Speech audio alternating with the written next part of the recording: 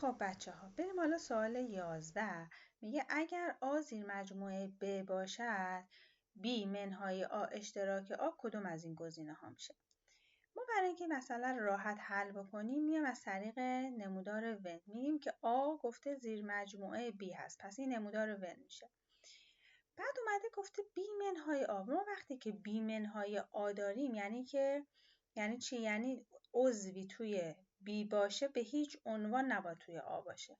یعنی یک سری اعداد باید تو B باشه که به هیچ عنوان در آ وجود نداشته باشه که خب نمودار ونش اینطوری میشه، یعنی این قسمتی که مربوط به آ هست نباید تو این B باشه. به خاطر همین این دور B رو ما رنگی کردیم بجز این قسمتی که آ داخلش هست، همه شاملش میشن به غیر از این قسمت. خب وقتی که این قسمت چیزی وجود نداره تهی دیگه، یعنی B منهای آ یعنی میگه تمام اعضای آ پاک بشه، پس اشتراکی هم بینشون وجود نداره. وقتی هیچی وجود نداره ما میرسیم چی میشه؟ میشه تهی دیگه، میشه تهی. پس میشه گزینه 3.